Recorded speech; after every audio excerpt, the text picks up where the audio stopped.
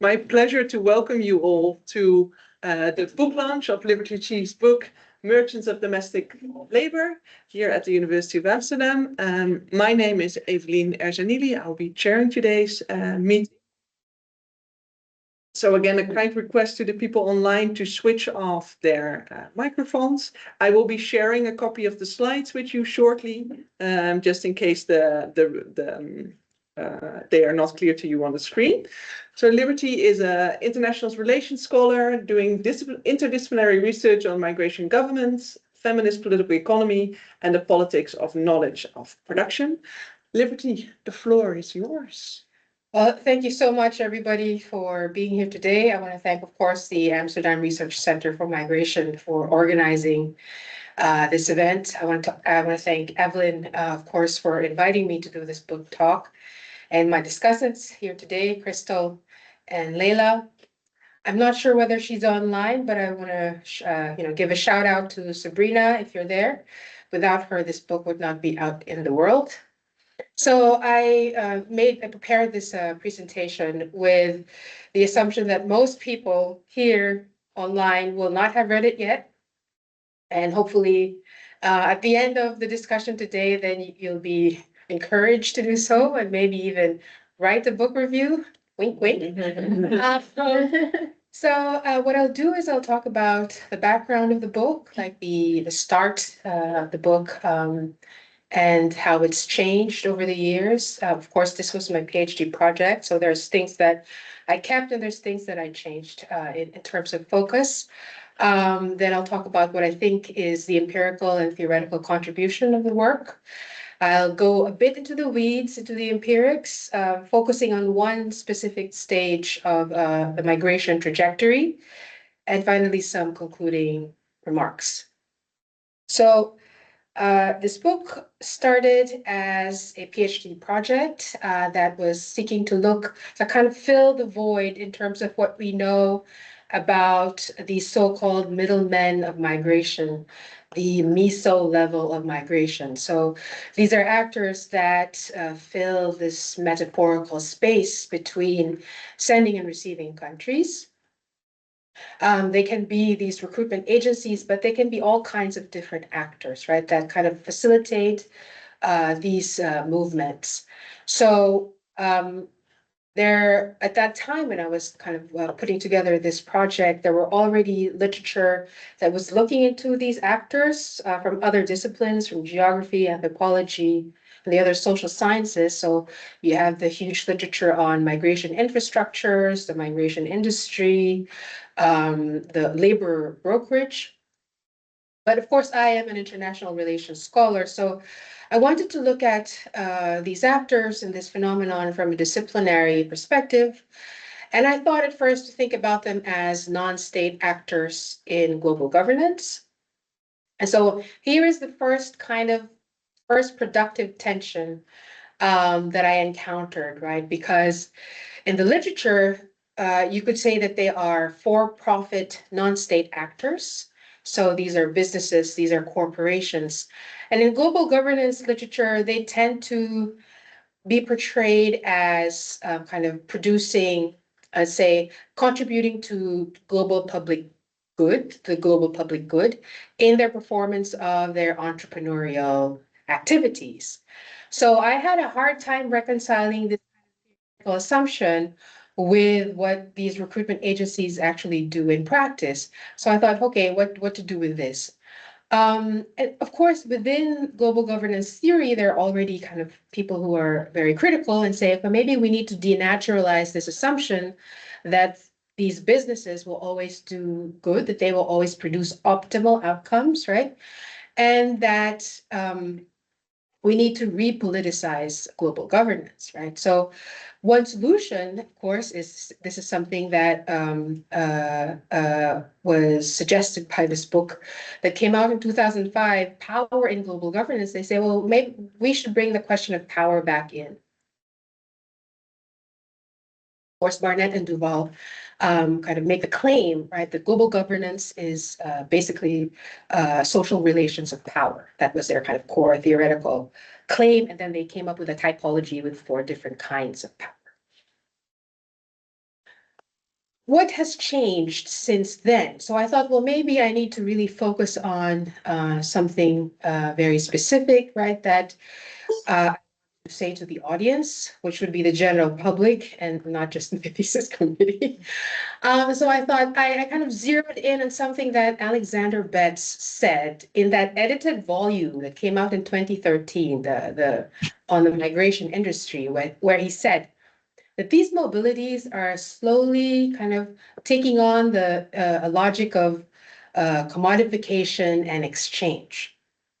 That's what he said. And then he doesn't really follow up on that, right? He doesn't expound. So I thought, well, maybe we need to kind of unpack what that means. What is this commodification and logic of commodification and exchange?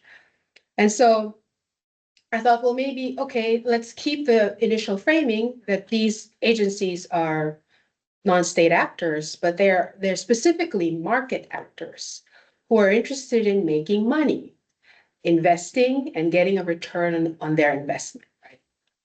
And so they are what I call them private recruitment and employment agencies. So just to capture the term and the differences among agencies in sending and receiving countries. And that they're primarily interested in a specific market, a specific labor market, the labor market in domestic work. And so the book is about what these PRIAs do, right? Kind of the functions that they serve and the kinds of relationships and activities that they share with all kinds of other actors, including government officials, government offices, NGOs, workers, and employers. Southeast Asia is really interesting for a number of reasons, not just because I'm from there. So the book looks at the PRIAs in the two largest sending countries, the Philippines and Indonesia, and the two largest receiving countries in the region, Malaysia and Singapore. And I think this region is important for a couple of reasons. First is that this very specific business of recruiting, deploying, and managing domestic workers originated from the region, right? From the late 70s to the early 80s. And that has since diffused to other newer migration corridors in other parts of the world, including the practices and norms, right? The business model, right, has diffused to these other parts of the world. And the dyad, like the core architecture of this kind of migration regime or migration governance is if you are a domestic worker and you were, let's say, recruited or you yourself want to work, you need two sets of agencies. So the one in your own country who then has a partner in the receiving country. Even that has been kind of adapted in other regions. So if you look at the map here, so you see the countries and regions in red are your major receiving countries and regions. So these are some estimates as to the number of total domestic workers, migrant domestic workers there. So it's important to note that both Singapore and Malaysia also receive workers from, say, Nepal, India. And the Philippines and Indonesia also send workers to East Asia and to the Gulf. So the agencies that I was able to kind of access sent workers to these different quote unquote markets. The argument that I make in the book is that the PRIAs are important, right? And they're important in this kind of migration governance for a couple of reasons. So first is that they tend to fill the gap where the public sector should be, right? In terms of, let's say, support functions or just administrative functions, right? And the state is not there for a few different reasons. And I think the core really is that because domestic work is not recognized as work, and so it is excluded from many kind of labor regulations, or they have a very specific type of labor regulation. And so a lot of the employment norms that we take for granted do not normally apply in this sector. The second, probably even more kind of challenging reason is that the place of work is in the household, right? So the place of work is in the home, and these are stay-in workers. It's not like here in the Netherlands where domestic workers can come and go. They live in the house of their employer. So what I do in this kind of newer iteration of this book is that I claim, right, that these activities of PRIAs and their relationships with all kinds of different actors combined comprise neoliberal migration governance, right? And that these are relations of power. And just like Barnett and Duval, I kind of center these kinds of social relations as relations of power, using also kind of a typology of 4 different types. I kind of borrow that from them, but I develop the framework by mining the work of Michel Foucault, which is interesting for 2 reasons. First, unlike his contemporaries at that time, Foucault really thought of power as not as a substance, not as something that you possess, but as something that exists in practice. So you see it because people are doing things, right? You detect it through action. That's first. And the second is that he kind of bracketed the question of the state and state power. Of course, he acknowledges that it's there and it exists. For political sciences, of course, that's something we're interested in. But Foucault, especially in the 1970s, increasingly looked at where power might operate in, the non-juridical or non-juridical spaces, right? Where the law will not penetrate, where the law will not operate. So this is useful, of course, for this kind of empirical phenomenon that is invisible to the law. Very quickly, if you want to delve deep into kind of this analytics that Foucault that I developed from the work of Foucault, it's in chapter 2 of the book, right? But very quickly, sovereignty is the power of the state. So it's the power to create law. Discipline is the power that emerged in the Industrial Revolution. It's the kind that can expropriate labor surplus. Biopower is the power that operates on people as biological beings, as beings that are born, raised, and die, right? And that it makes distinctions between healthy, productive bodies and the not so optimal bodies, right? And finally, governmentality is the power to create an entrepreneurial society and entrepreneurial subjects. So the heart of the book are 3 empirical chapters, recruitment, training, and management. So recruitment and training happen in the sending countries. So they happen largely with the oversight of the agency in the Philippines and Indonesia. Management happens in the destination. So, and usually an employment contract lasts 2 years. So it's a 2-year relationship that the worker has with her agent. Today, I'll focus specifically on training. That is chapter 5. Chapter 5. So what I found really interesting about the training centers that I accessed in the Philippines and Indonesia, 6 of them in total, they were all organized as schools.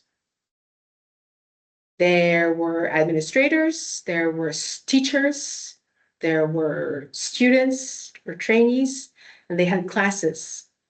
So usually the classes are, the things that you need to do in the household. You learn how to cook, clean, prepare the specific cuisine of your destination country, but you also learn soft skills, like how do you deal with conflict with your employer? How do you learn language skills as well, right, of the destination country?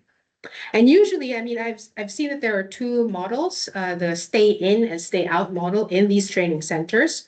So their training centers are either independently functioning and owned, or they may be affiliated or owned by an agency. So you could, in principle, pay for your training in advance. And then the assumption is that you show up for classes because you would want to get the service, right? The training that you really need. And so here you're allowed to come and go, obviously, and you attend training as you would any school. When it becomes problematic is the stay-in model where you do not pay upfront in advance, and therefore you stay in the training center. It may be as long as 3 months or 200 hours, right? For the case of Taiwan, if you're bound for Taiwan. And then in those 3 months, you incur debt because you're eating, you're given accommodation, and you're given the training itself. So you see here some photos of student trainees, right? Undergoing different kinds of courses. So once you know who your employment is and where you're supposed to go, then you, depending on the agency or the training center, they will do a specialized kind of curriculum for you. So if it is known that you're specifically going to take care of an infant or an elderly person, then you get specialized training, like to give like bed baths here for an invalid, an adult invalid. Or if you're just doing general housework. So you need to really know what kind of detergent to use if like tomato sauce is spilled on the tablecloth, right? Really specific things like that. And even the language that you're supposed to know. So it wasn't very extensive, but at least you learn some key phrases, some vocabulary to name objects in the house and things like that. So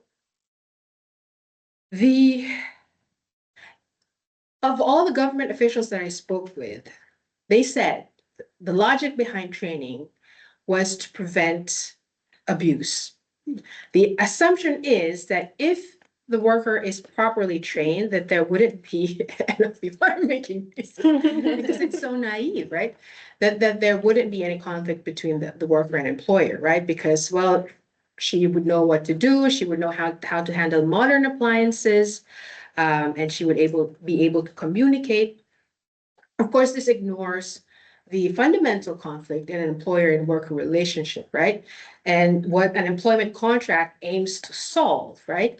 In very brute terms, it means on a Sunday, does the worker get to rest or does the employer get to rest, right? And there's no amount of training that's going to overcome that kind of core conflict. So the end goal of training, as far as I have deduced from all of from the field work and from looking at the certification and examination guidelines, right, is to produce quality maids, right? And the demand depends, of course, on the market. Some markets are more demanding, like Taiwan, where they expect 300, and the others not so much. So the end goal is for the worker to be able to produce these feelings and really affect, right? That if they're supposed to do care work, that they're supposed to mean it, right? And at the same time suppress like negative emotions. And here the most dominant and something that everybody acknowledges, right, is the feeling of homesickness, right? And you're supposed to suppress your negative emotions and kind of highlight the positive kind of feelings and affects that will then be consumed by the household and members of the household. The other thing that training is supposed to do is to really create this empowered subject, right? This entrepreneurial, self-governing subject that is going to pose the least amount of trouble to their employers and to the government, their own government, right? And the government of the destination country, right? The idea is that they should be able to finish their 2-year contract with as little fuss as possible, right? Because if they don't, let's say they run away and they become a welfare case, then that's kind of problem. Let's say for the Philippine government, the Philippine embassy, they will need to be housed in a shelter somewhere. And it's a problem for the employer because they spent a lot of money, right, to acquire this person, and then she will not kind of give the service that they expect.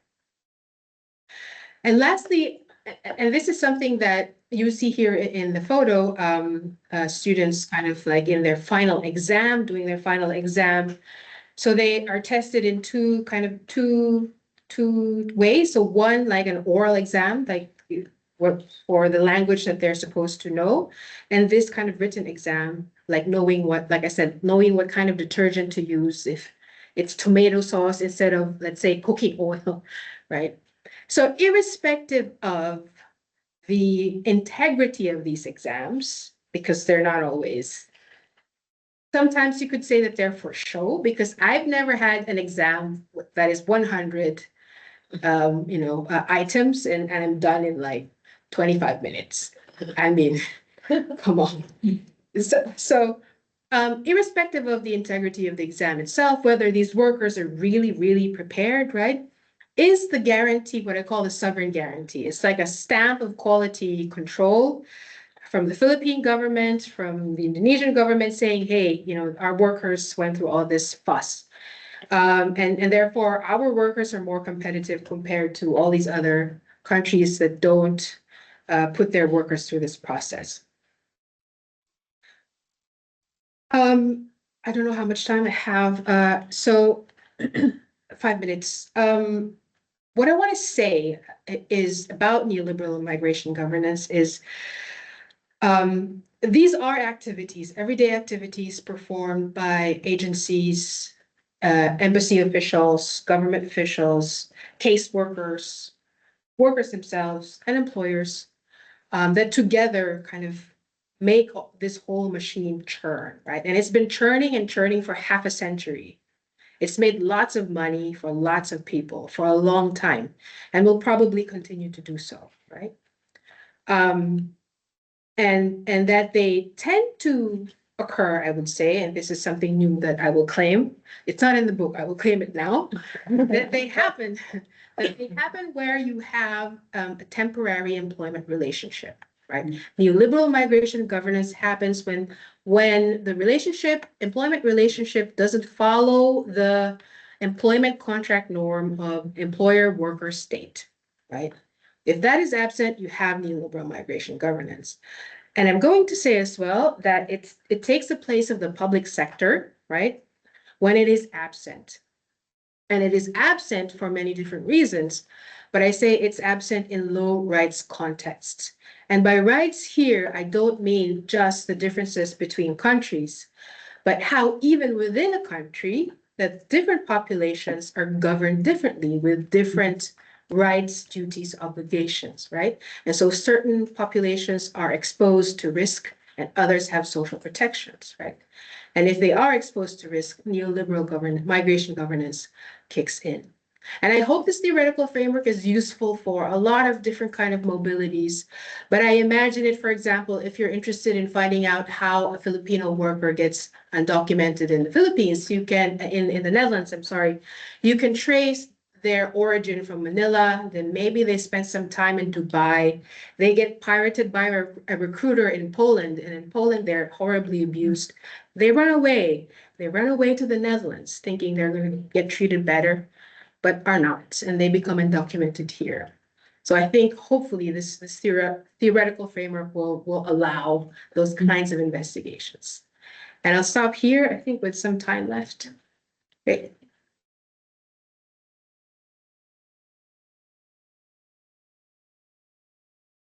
Thank you very much.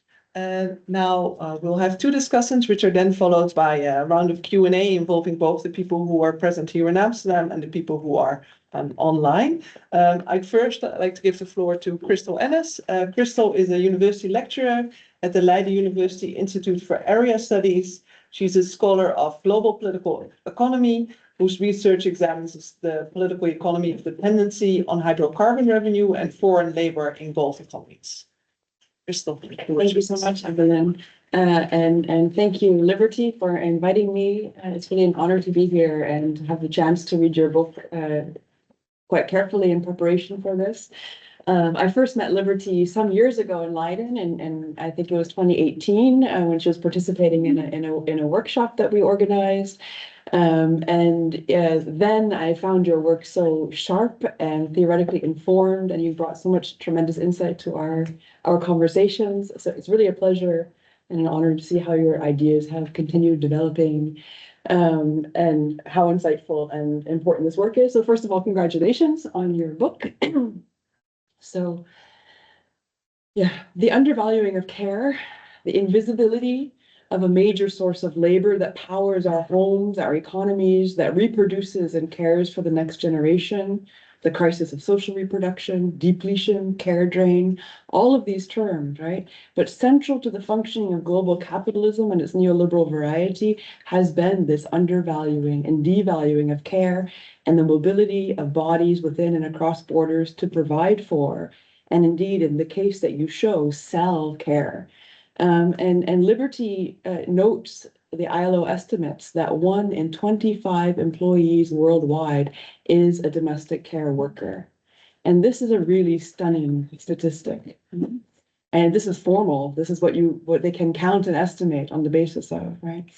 So one woman's entry into the home for an unpaid form for an underpaid form of care liberates another woman to join the formal economy. Economies grow, children are reproduced, but care continues to be undervalued. And I think this book touches at the heart of these dilemmas by examining the role of private recruitment agencies and the development of this migration industry around domestic work across Southeast Asia. A model developed and professionalized in the Philippines and then modeled and reproduced elsewhere, also in cases that I've investigated. Everybody looks to the Philippines as aspirational in their domestic worker migration and even other forms of migration industry, but predominantly forms of care labor. With great clarity, Liberty, you indicate the core of this matter. When there's ambiguity, you say, as to whether what is being exchanged are household and care services or the domestic workers themselves, it's really difficult to make claims about what exactly is being subjected to competition, to this neoliberal market, this core ordering of market governance.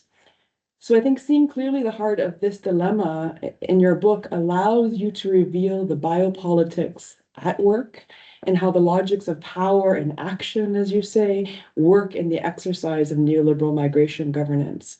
Your framework, as we just saw, further creates this Foucauldian grid of analysis to see social relations of power. And you draw on one of my oft taught and used Barnett and Duval's power. I really like using this in my teaching, but you bring it further and you really unpack power through social relations. And I think this is a really incredibly powerful framing for migration governance literature, which largely ignores these dynamics in favor of these technocratic, multi-level governance analysis. So it brings a lot, I think, to this conversation.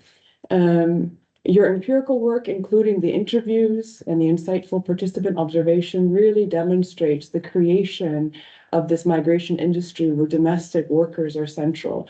Domestic workers who, in your words, are converted into human capital, whose promised return on investment creates value at nearly all the stages of migration. So you see this multiplication of industry and market actors through this commodification of labor. So what Poyani calls this fictitious commodification of labor is only heightened by these migration agencies who reinforce this commodification through the ambiguity about what is exactly being exchanged. And I think the pre-departure training that you discuss of domestic workers really gives an answer to that question. In your words, again, training transforms bodies as mobile human capital. Train women to produce on-demand consumable care and inculcate technologies of the self to not only survive, but even excel in the performance of migration domestic work.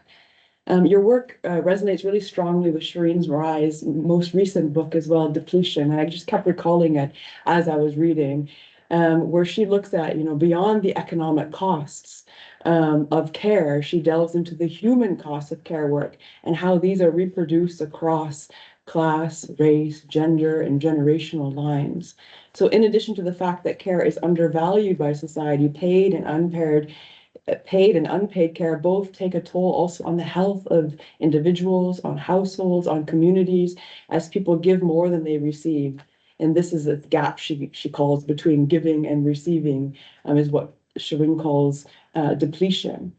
this is exhibited even more so, I think, in your text, looking at the transnational mobility of migrant care workers and the way you show how the training and marketing of human bodies for domestic work disciplines the worker, and in so doing primes them to withstand these long periods of isolation, long periods of immobility, all kinds of examinations, surveillance, and repressions to even market her emotions themselves, right? All necessary for her, usually her, the domestic worker, to realize her market value, as you say, in two households and across two countries.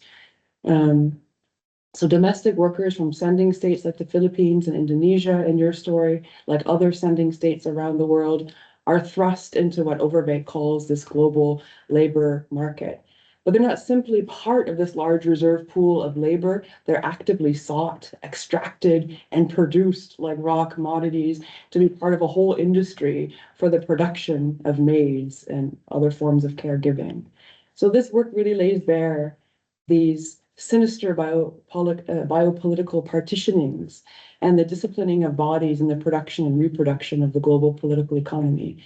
A class of workers that ties, I think, like none other, social reproduction across geographies, deterritorializing care and embedding them as commodities, as labor value itself into engendered global commodity chains. And I think your book provides a really clear elaboration of this. So thank you for that. I have some questions for you to choose from in the answers to think through. So the one is this discussion of how we value and undervalue social reproductive labor that came up in my comments now, in paid or unpaid forms. And it's a very critical part, I think, of this neoliberal governance of migration. Can we think beyond these current structures, or how do you think beyond these current structures? Can we escape the extractive models that reinforce this commodity status of labor power that can contribute to a way that we revalue, to a revaluation of domestic work? And another question is, you detailed how these migration regimes in the Philippines and Indonesia both were set up during this authoritarian period. And so you really look at this intersection between an authoritarian politics and the development of these neoliberal market governance in the industry, in this, these discussions really drew my mind to the scholarship of authoritarian neoliberalism, like Ian Bruff, Boratansa, and I wonder how you view your work sitting alongside of that or not. And then next, something that's of growing interest to a lot of the work that I've been doing lately is on digital, on platform capitalism. And so I was wondering, like, what does the growth of digital platforms mean for your interlocutors? Are there opportunities emerging where agencies are employing domestic workers directly and deploying them via cleaning and nanny apps on request to homes in your cases? Are digital platforms putting migrant domestic workers at increased risk of precarity? Is it competition to this model of in-home work? And related to that, I'm interested in this permanent temporariness in your story, or if there is a permanent temporariness in other areas of migrant domestic work that I'm familiar with. They're temporary through these 2-year or maybe 3-year contracts, but they're often renewed. These contracts are often renewed, and someone may stay in one household for almost their entire working life, or in one country in different contracts. So how common is this permanent temporariness in your story? And then finally, you have a really interesting section on migrant agency in the conclusion of your book. And in the section's final paragraph, you discuss agency through social reproduction itself, showing forms of empowerment through cultural production, like TikTok videos, beauty pageants, art classes.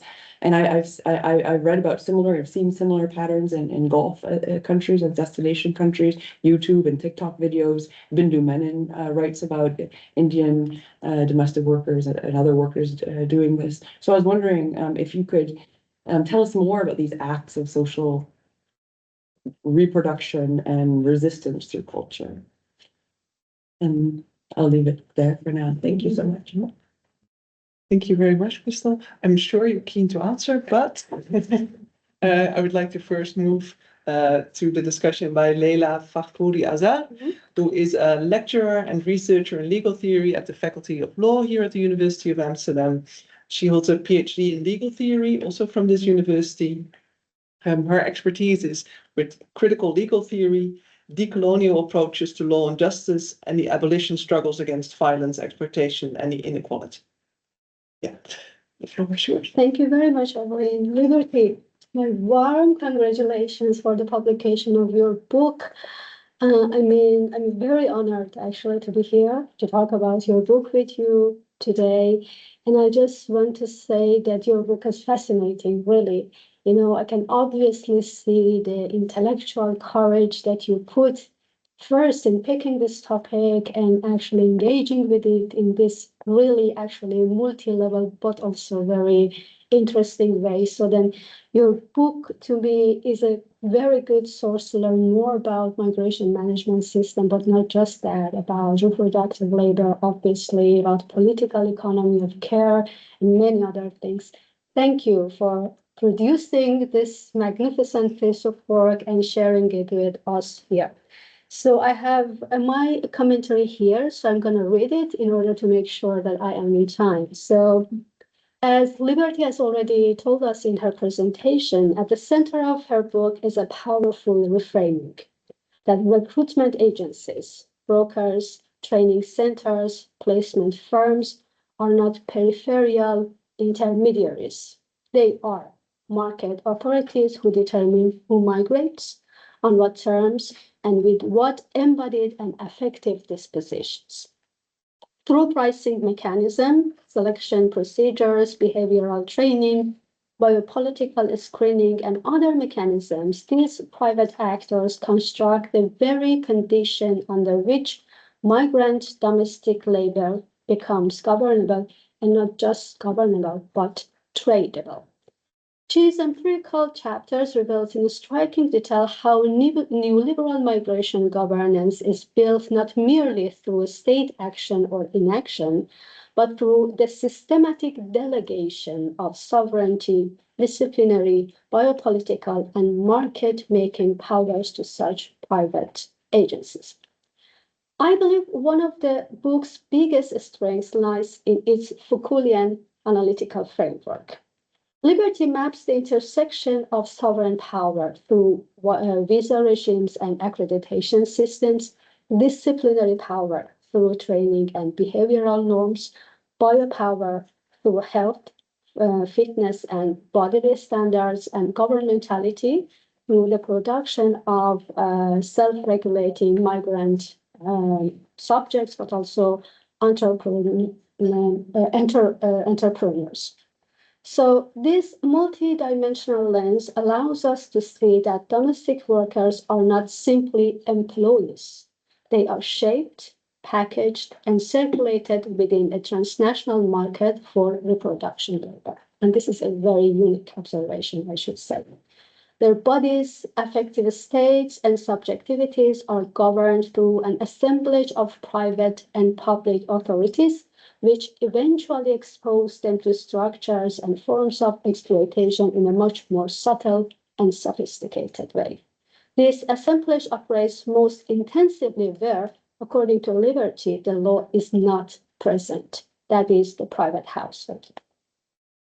Liberty, as I read your book closer and deeper, I realize that you attribute this absence of law to the peculiar location of domestic work within contemporary legal and political structure, so that domestic work is embedded in the intimate sphere of the household, making its legal regulation usually fragile.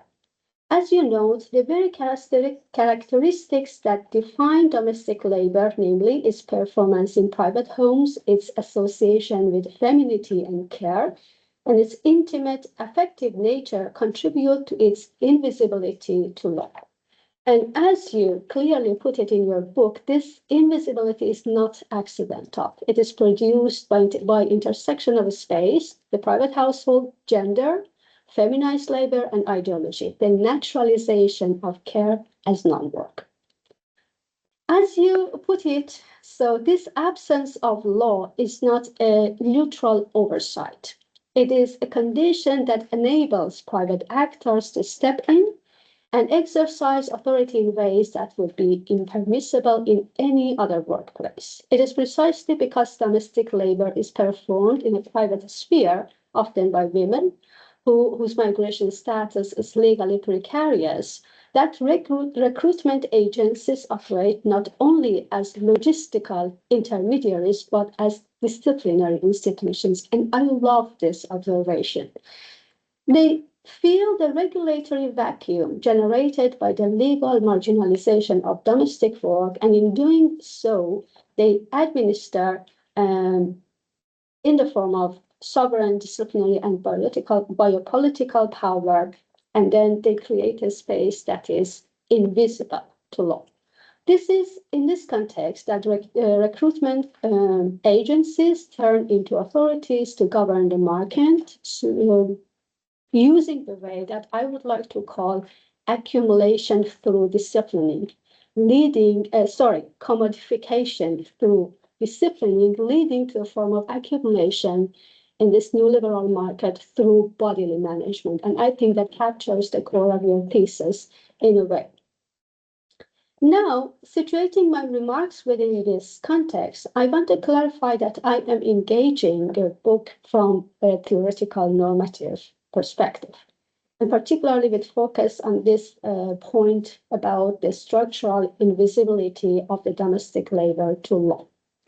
And to make sense of my point, which would lead to two questions that I have for you, I would like also to say that I'm going to radicalize your thesis a little bit, by actually introducing first a historical example and then posing my question.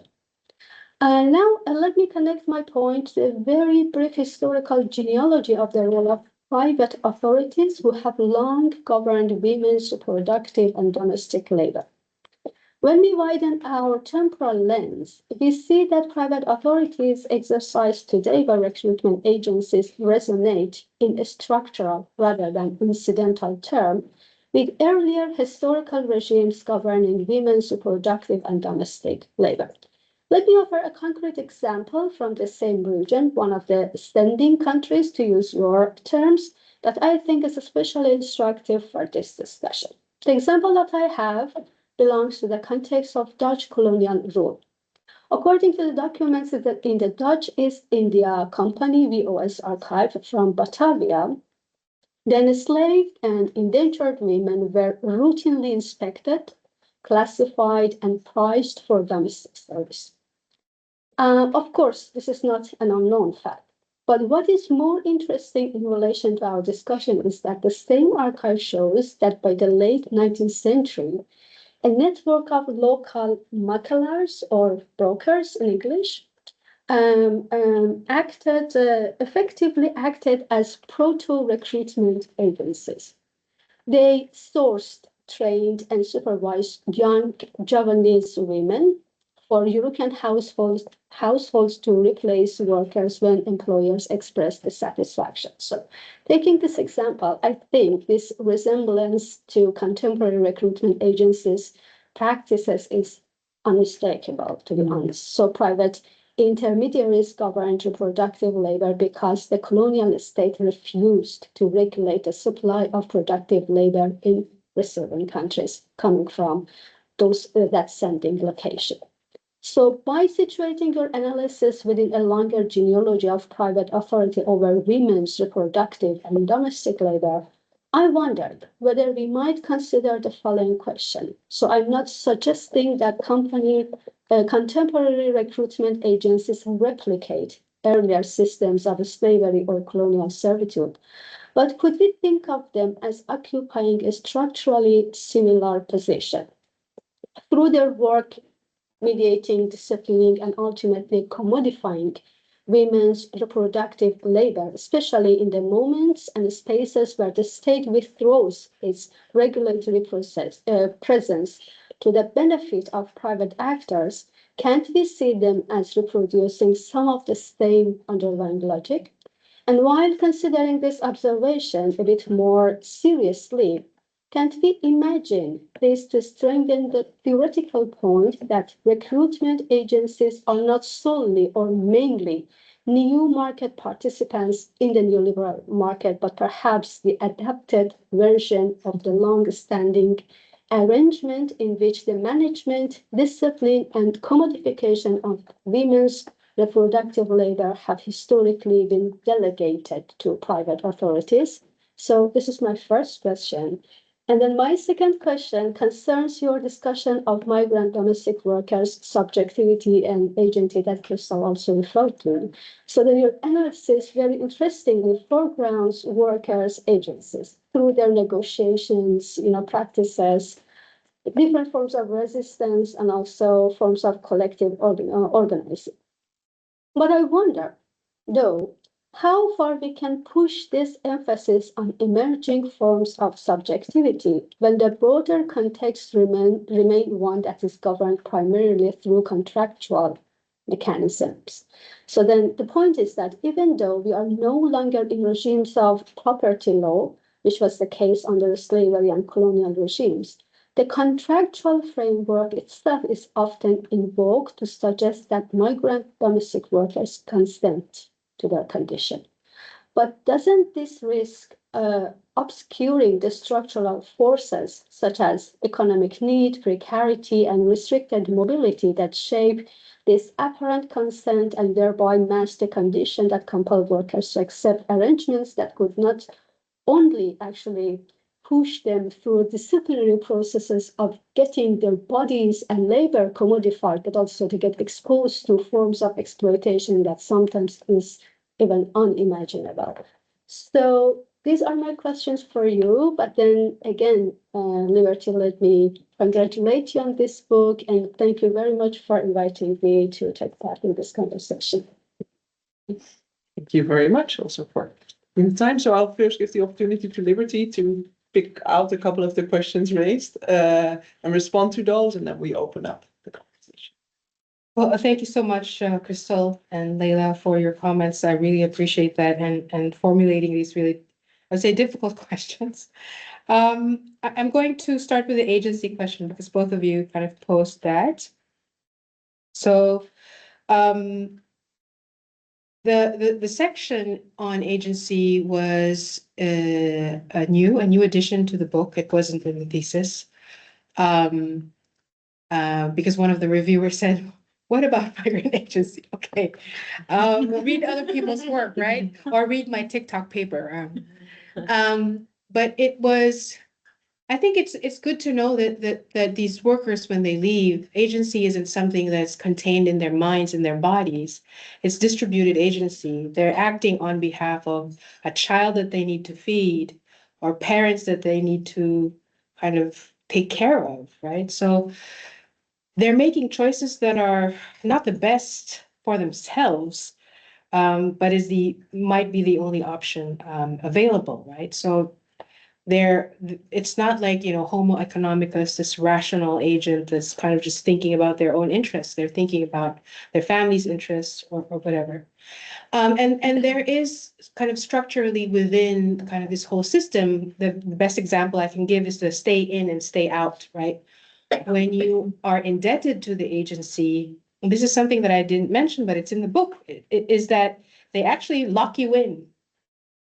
Because the rational thing to do after being subjected to this whole training is, oh, well, maybe I changed my mind, I'll leave, right? Or so there's quite literally a padlock in two of the training centers that I visited with a security guard that's there 24/7. These are the mass exporters where you have like 500, 1,000 people all in this training compound at a time, right? The smaller ones tend to be a bit more liberal. If you only have like 20 people, then they're not as, let's say, total institutions as Olivia Killius describes them. Yeah, so I hope that addresses your question, Leila. So the agency isn't something that it's not, absolute choice because they can really never make absolute choices, especially when they have dependents. I emphasize this in the recruitment section, chapter 4 of the book, where recruiters even target women who have dependents, because the assumption is if they're young, they don't have responsibilities, they will run away. But if they have young children that they need to take care of, elderly parents that are sick that they need to take care of, they're going to undergo anything. They will, be suffering through anything to care for their dependents back home. So it was that TikTok paper that I kind of mentioned was during COVID, right? And it was really a surprise to me.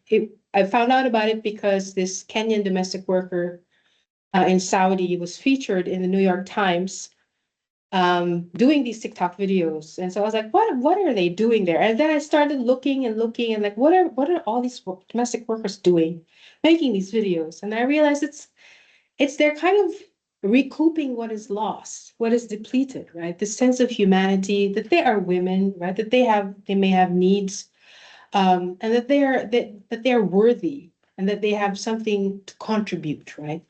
Because the low status of domestic work, and this is something that I've realized on my new research on the ILO, is not something new. It is historically, structurally devalued, right? And so this kind of 20th century version is kind of just a newer version of it, right? But at least throughout this I'm going to talk about my new research. The ILO, throughout 100 years, it took 100 years, firstly, to create a convention, right? That goes at the heart of this, the fight for the recognition that domestic work is work, right? And this goes to the question of, I guess, Leila's question, and also Crystal, how can we revalue domestic work? How can we change the structure? And this is not my solution. This is the solution of domestic workers themselves, right? And these social movements well, we need first to be seen as part of the economy. And something that I neglected to say in the presentation is that I hope the book really shows that these kinds of migrations are part and parcel of the development trajectories of all of these countries. They're part of the political economy of all of these countries. It's not peripheral. It's not a bug. It is a feature, right, of the development, the capitalist development of all of these countries in these regions. And this exclusion is kind of foundational, right? It's foundational. And so domestic worker movements have been trying to kind of, that's been their point of attack for the last 50 years. Be recognized as work, be governed by employment laws, be recognized as contributing to the economy, therefore expanding what we mean by the economy, right? Because all of I guess the whole architecture of social welfare, as we understand it, as it originated here in Europe, is modeled after the life cycle of males working in industry. Everything is set up under that. Everything, right? That is the DNA of social welfare in Europe and elsewhere, right? And so, and underneath that, subsumed underneath that, is women's care labor, right? And this is something that, as I mentioned, the workers are trying to kind of really kind of excavate from being kind of hidden. I don't have an answer for platform capitalism, because when I did this research, there was no such thing yet. The concept didn't exist yet, and there were no apps yet at that time. Rebecca is here, so maybe we can have a conversation with Rebecca later. About the permanent temporariness, right? So in these cases, and this is something that I mentioned in the book, and it is this critique, right? That if you were ever a domestic worker, you could never be a citizen. You could only be temporary. You could only be renewed every 2 years. And after, when you're old and retiree age, they send you back home, right? Once you've served this household for 20 years, right? And there's no path to citizenship. And I thought that was unique to that part of the world, but now I know it's not. So, so that the being a domestic worker is already difficult, but being a migrant on top of that creates a different level of precarity, right? And really not having the protections of citizenship. Leila, I really appreciate the historical example of these makalars in colonial Indonesia.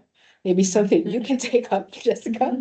Yeah, I mean, I'm not the first to kind of Adele Blackett, of course. Adele Blackett in her work with the ILO really contextualizes the kind of global slavery as her historical frame, really, to highlight these structural exclusions, right, of domestic work from labor law and all kinds of like regulations. And I agree that I guess it's not the same, right? It's not the same, but there are some structural similarities, right? And you do wonder why. I don't have answers for this. I don't have a response, but it is an interesting kind of analogy or comparison. So yeah, I think those are all the questions. I'm not familiar with authoritarian neoliberalism, but hopefully some people in online can kind of pick that up. So Much. There's a question, comment. Okay, maybe Jessica and Rebecca. Thanks, Liberty, and congratulations again on the publication of your book. I'm not a migration scholar, so a lot of this is new to me.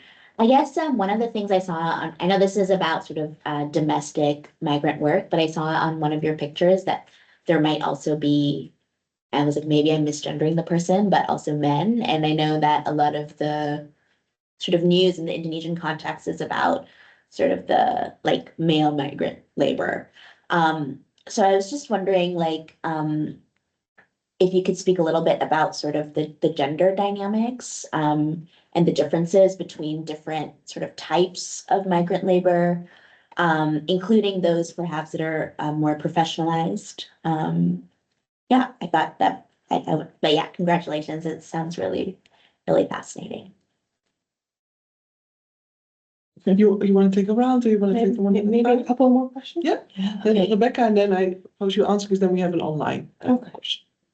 Thank you, Liberty. So nice to be here and to hear more about the book. I'm really excited to read it. I have a question about the role of these recruitment agencies in reconceptualizing domestic work as work or not. And do they have a stake in pushing this idea that it's work or in pushing the idea that it's not work, right? And what is it what basically what's happening there?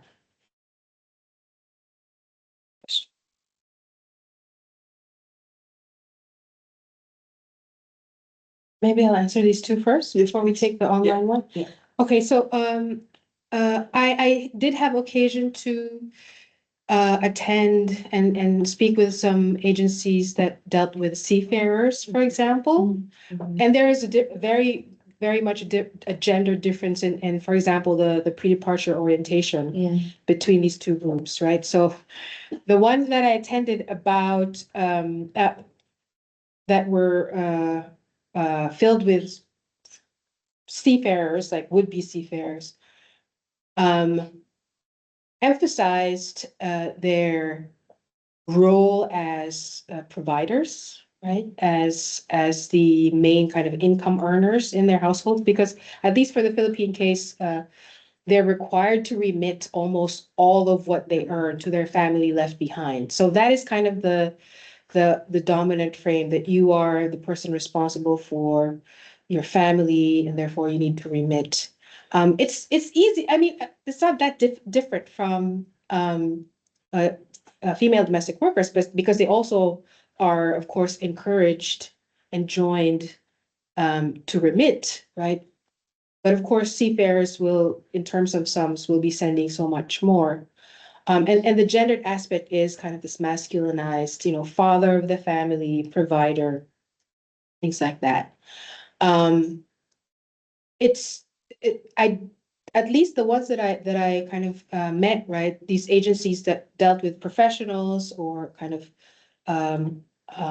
other kinds of migrant workers, the worker pays for their recruitment, right? So it's kind of an upfront transaction, whereas in the Philippines kind of bans, you know, this what do you call this, prohibits the domestic worker from paying the recruiter, right? And the idea is that it's the employer that pays for this kind of mobility. But in practice, for example, when I was in Indonesia, I met someone there in one of the training centers. She said that she spent 1 year in Singapore. She didn't get paid a single cent. I'm like, how does that happen? And so in worst case scenarios, right? Because in the Singapore side, and here's where like sovereign, like national laws matter. In the Philippine side, the state says you're not paying anything. Once they cross the border, Singapore law says, well, agencies are required or are allowed to charge like 2 months worth of salary for the 2-year contract. So then what law prevails? In the absence of intergovernmental kind of agreement between these two countries, there is this kind of vacuum. I don't know if I answered your question. Rebecca, this is a really interesting question. Do Prius push the idea that domestic work is work? Not in the way that we know it, as kind of this, politicized. No, they don't, right? So it's important to kind of, this is something that one of the Singapore agents told me, right? He said he has two clients, basically, right? The paymaster client, that is the word that he used. The paymaster client, which is the employer, and the other client, which is the worker. He needs both, right? And he needs to manage the relationship between these two.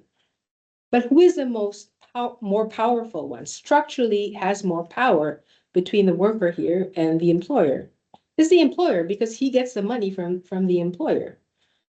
And if there may be deductions from the worker, then that is the worker's kind of obligation. So he, the agent in the middle, let's assume that this is a fair person. This person isn't sexist. This person isn't racist. Let's assume all those things, right? That he really wants to be fair to the worker as well. Structurally, the workers simply do not have power in these contexts to have a negotiating kind of position. And it's important to note the authoritarian, going back to the authoritarian context in these countries. There, you're not allowed to organize. It's not like here, right? You're not allowed to organize. It's illegal. You can't join unions, right? You could get arrested. You can easily be deported. Right? So, the political context matters in the receiving countries and regions. So, yeah, I hope I answered your question. Thanks. I will read out the message by Monica Avila Curas. Congratulations, Liberty, and thank you very much for your incredibly sharp and mindful work. This is a very needed theoretical framework, and it can definitely be used in many different work sectors and geographies around the world. I wanted to follow a neoliberal logic only for a minute and ask if you can assess how, quote unquote, successful this system of private recruitment agencies is as acting public entities. Could you reflect a bit on what are the incentives of people to join the system, to pay or even engage in debt for it? Do the people that follow the training always get a job after doing the training? How is the unemployment rate or the salary conditions at home? So how does this system, to what extent is the system able or not to fill the gap that the same neoliberal system creates? Are there any other questions? And there was someone typing, but they. So while they're typing, while they're typing, I'll try to address Monica's. So this model has been very successful. It's been durable, like this business model, right? And these business practices have been around for at least half a century, both in the Philippines and in all of these 4 cases, right? And they've, as I mentioned, kind of diffused to other places. In Asia, I guess, well, not in Asia, but that part of the world, African states are the newest quote unquote exporters, and they send mostly to the Gulf. And so, yeah, so it has been successful in terms of kind of like a market form that, like a virus, reproduces itself. Those who undergo training, those who kind of are recruited. And let me be clear, right? Let me be clear here. It's not as if there's all these women from the hinterlands who are just like raring to migrate to, they need to be convinced. They need to be convinced. And certainly the recruiters that are based in Manila, for example, they can't recruit from Manila anymore because the standard of living is high enough. So they really need to go to these hinterlands to convince women to go. They will go into these long spiels. One recruiter who has become kind of like the head of the school in Indonesia was so proud of what kind of, like his speeches when he goes to the villages to convince families, right, to let go of their daughter or their wife, right, to work in, the city lights of Dubai. And they really need to market this idea of migrating because the demand is there. The demand is there, right? So Monica mentioned something about wages, right? So this is something that I didn't really get a lot of insight other than understanding that at least the Philippines, for example, the Philippines kind of was successful in setting a kind of a minimum wage, which at that time is $400. I don't know what it is anymore. But that kind of is a signal from the Philippine state.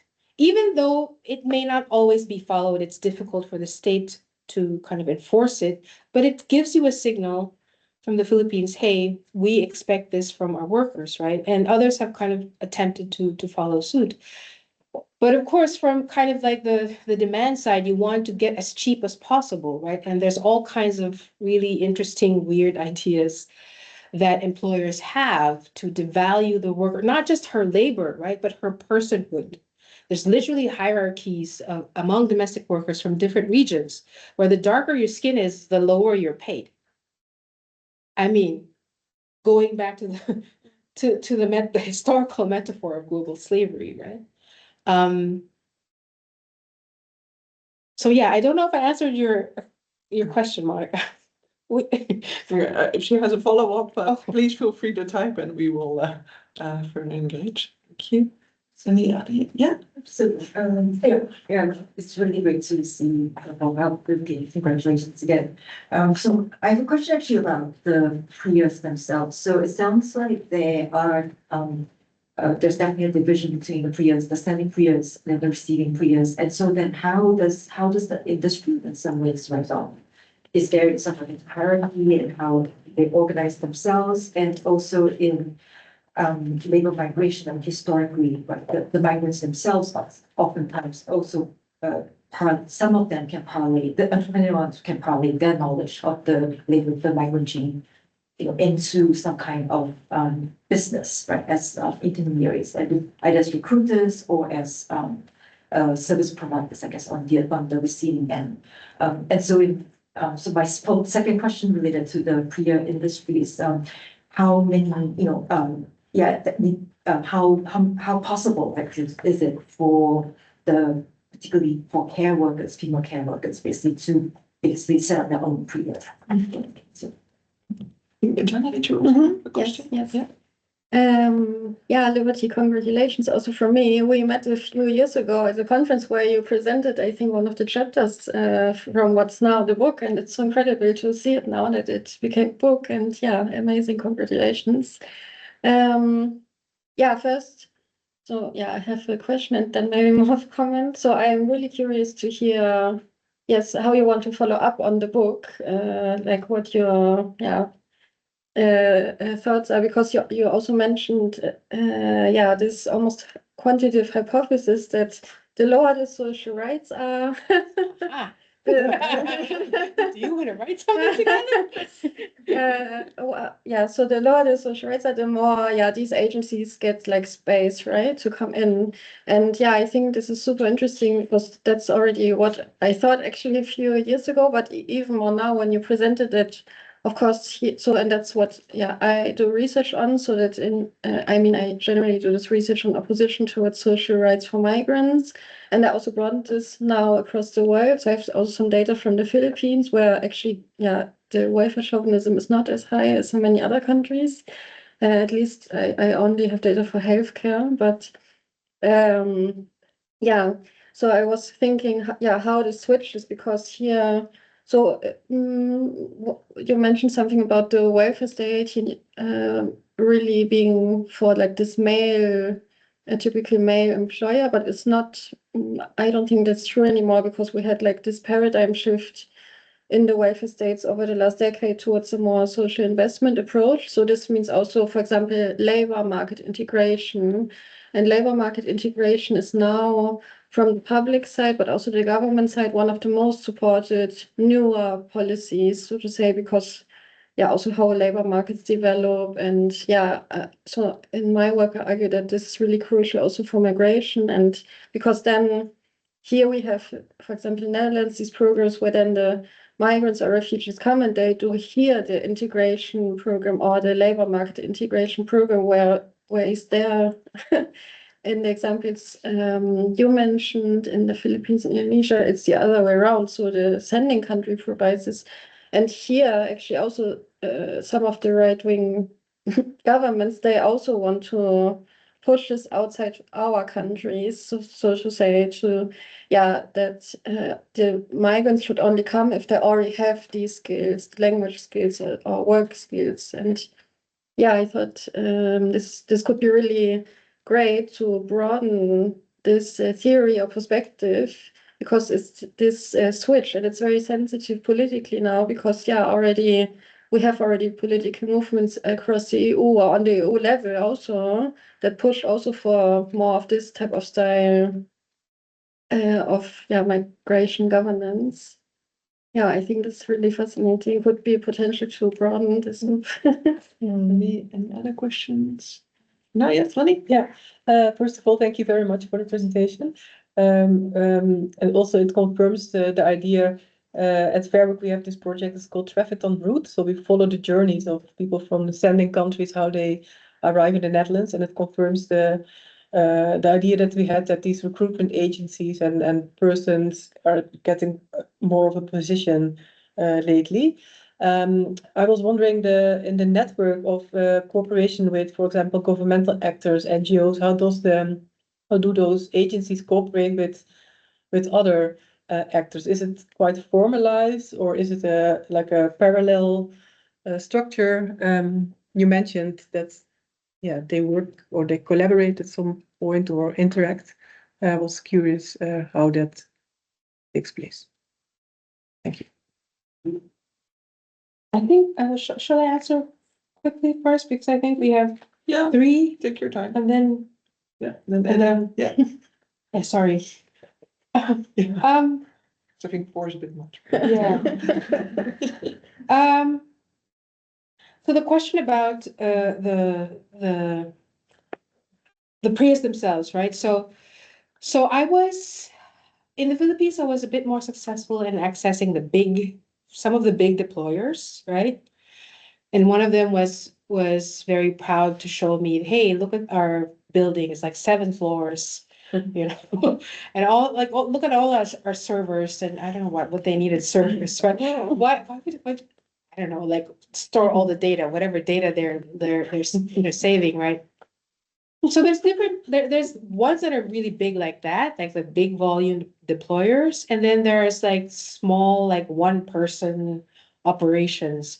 And those were the ones that I was able to access, for example, in Malaysia and in Singapore, because they're the only ones who will talk to me, right? I was not successful in kind of speaking with representatives from the big volume importers. So there's different sizes. And what the state does is that it kind of sets the rules for incorporation, where you need like a minimum amount of money that you need to show to the government before you can put up this business. So it's actually quite difficult, right? But I mean, this is something that I don't have hard evidence, right? But it's also kind of easy to, let's say you were banned. You were banned because a worker died on your watch, right? You can easily kind of just create a new entity and use some other figurehead to be representing your business.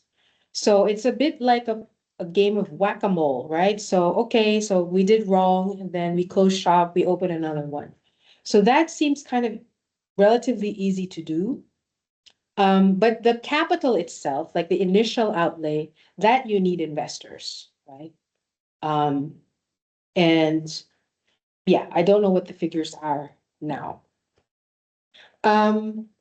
Some of the ex abroad, they're called, right? Some of them actually end up working in this industry. So when I was in Indonesia, I actually met someone who used to be a domestic worker who was now like one of the teachers.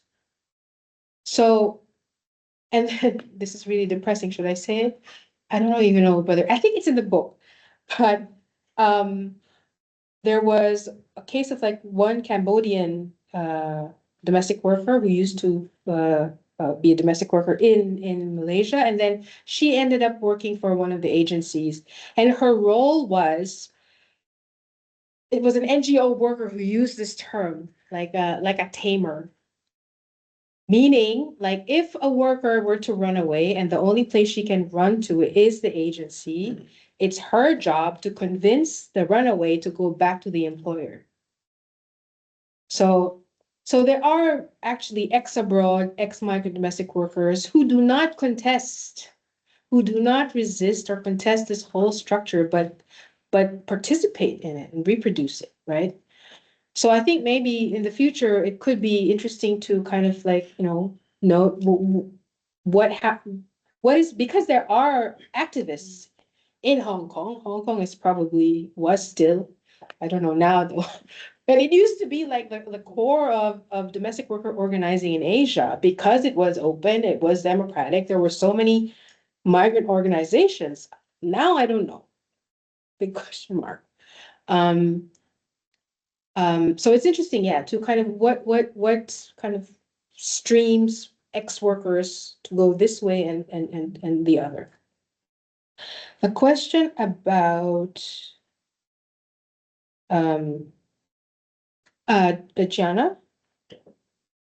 I'm glad that you're kind of this like stimulated some quantitative questions in your mind. I don't know how to answer this question other than I think it's important to think about domestic work and the presence of domestic workers, and even the presence specifically of migrant domestic workers in Europe, because they disappeared for a while. They were there. Germans were domestic workers in the Netherlands 100 years ago, right? They were there in the early, 20th century. There were huge sectors, hundreds of thousands of women, Europeans, women were working in domestic work. And then they disappeared in the 50s, 60s. They disappeared, like here, right? And then they're back. Suddenly you have all these migrant domestic workers, there are domestic workers who are migrants, again, back in Europe. We don't know how many there are. The European trade unions estimate maybe as many as 9-10 million, right? Domestic workers, 2/3 of whom are migrants in EU 27, right? So why are they back? What does that say about European development, let's say. So I don't know if that question is useful to in response to what you said. Who else did I ask? Oh, Fanny, yeah. So your question was, yes, your question was, oh, what is the relationship with these other actors, right? So there are NGOs that have been set up to provide services, let's say. So they're identified as, especially in this kind of politically restrictive contexts, non-political. So they don't do like, rights advocacy. But if a worker needs help, if she is sick or any other migrant worker for that matter, then they offer kind of services. Some of them kind of work with the agencies. For example, if we don't want her to have like idle time on her day off because she might get into trouble, right? So these NGOs provide classes, right? So that they have a place to stay, let's say on Sundays, rather than going wild and having fun. You're doing something still productive, right? Yeah, so I'll give you this kind of really interesting vignette. When I was with a recruiter in Kuala Lumpur, and let me see if I remember this correctly, right? So we were there, so we needed to pick up someone, like a worker who needed to be repatriated back to the Philippines. The Philippine embassy should have been the one to do that. But they said, why, since that's your, that's your worker, why don't you just do that instead? So we were in the car with the recruiter, with the agent, right? We picked up this worker from the house of the employer and then dropped her off at the shelter of the embassy. They didn't allow me to go in. Big surprise. So I had to wait outside, right? And then we went, and after that, so we dropped her off at the shelter of the embassy, and then we went back to the embassy because there needed to be he needed to do some paperwork. And I realized, why is he doing this? He's doing this to be in the good graces of officials in the embassy, right? Who would rather not do this kind of thing, right? So they just leave this guy to do it, right? So that in a very kind of concrete term kind of shows you what these kind of relationships are. I was totally shocked when that happened. It's like, what are we doing here? Why is it the labor attaché doing this? Why is this recruiter doing this, right? So yeah. Yeah, thank you so much, Liberty. I think, yeah, congratulations on the book, but I think also the presentation was really amazing. I couldn't even take notes because I couldn't, stop myself listening to you. So it was really, I think, interesting to listen to the story of the book. And I was just actually, both Crystal and Leila, I think Leila, they asked this question at the agency part, and then I know that it's not something that you're specifically interested in, but maybe, and I got really good answers from you, but I was just wondering whether there are any other forms of resilience from the migrants themselves in terms of, resisting to the system here. Because from what I listen to you, I think it's quite, I get, goose pimples from these, stories because of, this, I didn't really like the idea of this abusive, system. So, but I was just also wondering what is their perception, what is migrants' perception? Because whenever I talk about meso-level governance, I give the example to my students, for instance, smugglers. But some of the migrants, they actually perceive them as facilitators and they don't want to call them smugglers. So I was just wondering what is the case in your story and whether there is any resilience in the system.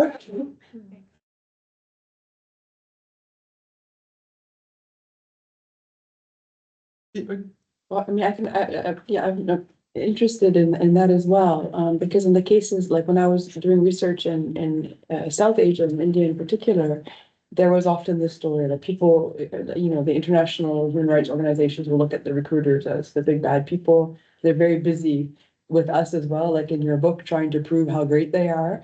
But even then, and then they offload it to the sub-agents, which you call something else with those in the regional field officers, basically. And they're the bad actors, they're not really regulated, etc. They're just like lying to people in the villages. But when you dig in more, there's often this story like, no, these are not like, these are the people that are giving me the chance. And so this industry, which is so in every way that we've just discussed, exploitative and terrible in so many ways, is also viewed as like this way out, this way to make money, this way to help facilitate their travel to work in this capacity. So I was wondering if this kind of how this narrative worked there too.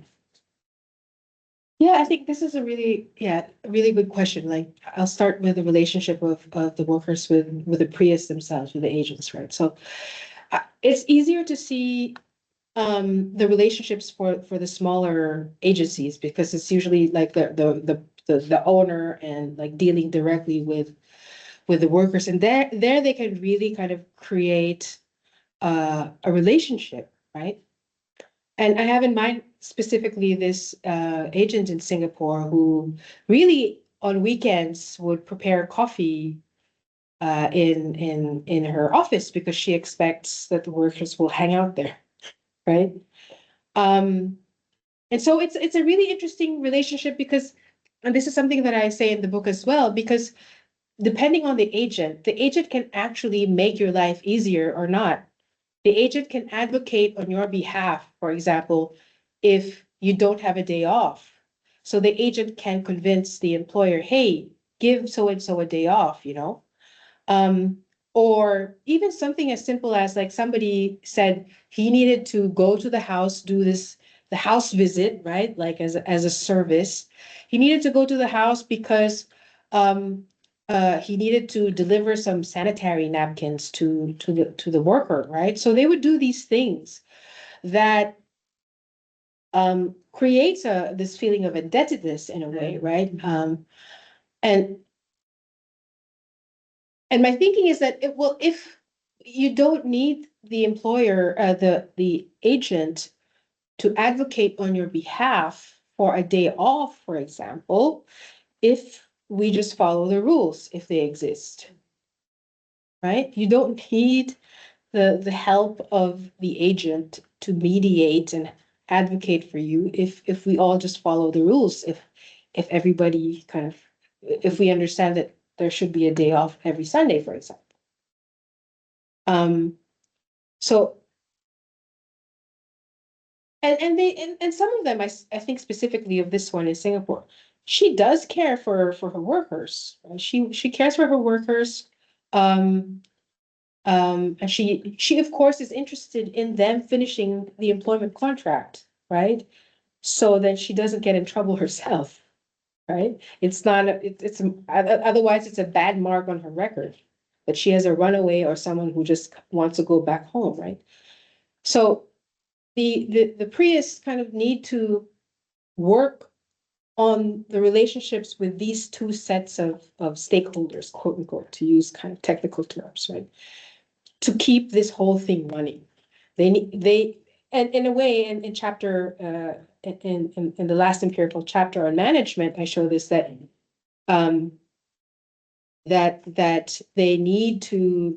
they step in, for example, and do something called counseling in moments where there's a dispute, conflict in that between the worker and employer, right?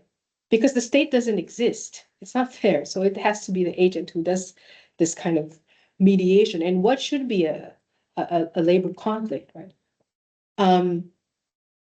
But back then, it's just that it's a world that isn't thought of in this way. Even I didn't think of it that way, right? And it's only recently, after 10 years and my work on the ILO, that, oh, well, it's an employment relationship. What is that, right? I didn't think of it that way back then, but that it's a matter of this is a very important thing that this worker allows this household to do. They should actually be grateful to her that she is sacrificing so much, right, for this household to function. But that's not how it's thought of. That's not how domestic work is thought of historically. Historically, it's been low status. Historically, it's kind of like the marginalized in a society that performs this kind of work, right? So yeah, I don't know. I don't know if I answered your question. I think you had another one. What forms of resilience and resistance? It wasn't the focus of the book, but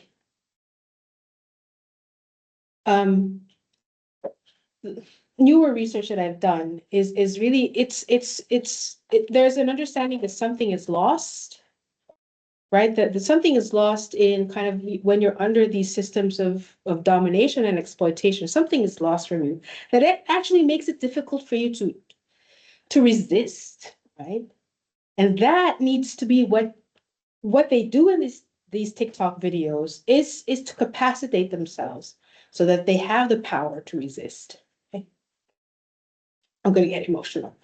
So anyway, it's not so easy, especially if you have responsibilities, if you have like people that depend on you to do this work. It's not, you can't just say F you to you.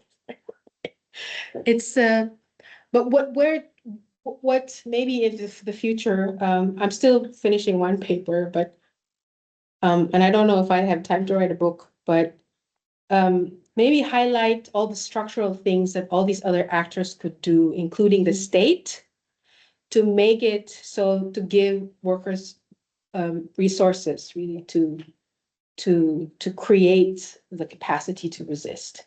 So yeah. Is there other questions? Yeah. I have a very brief question, but we were not, like you were mentioning the role of the priyas where they have to go and they talk to people and they have to convince them to actually migrate. In the Indian context, I see a lot of migration through social networks and social capital. And I was wondering if that's also the case here, where women learn from their neighbors or other people in their social network, and then when they hear their experiences, they're also in some shape or form motivated to then migrate themselves. Yeah, I think this is the case for all kinds of migrants, right? So they see, a family member leave, and then, the left behind family starts like building a new house, and then the house gets bigger and bigger. And so that creates like a tangible, how do you call this, result or outcome of the migration. So they would be enticed to move themselves. And there are, as I mentioned earlier, right, that ex-abroad former domestic workers who themselves become recruiters, and then they're even more credible. They can even be more convincing because they themselves have this experience, right? So yeah, certainly there is this factor in facilitating recruitment. So yeah. Thank you very much. First of all, Liberty, again, congratulations. The book is really available online, so do go read it if you haven't had the opportunity yet. Thank you also, Leila and Crystal, for your discussions, and all of you for being here.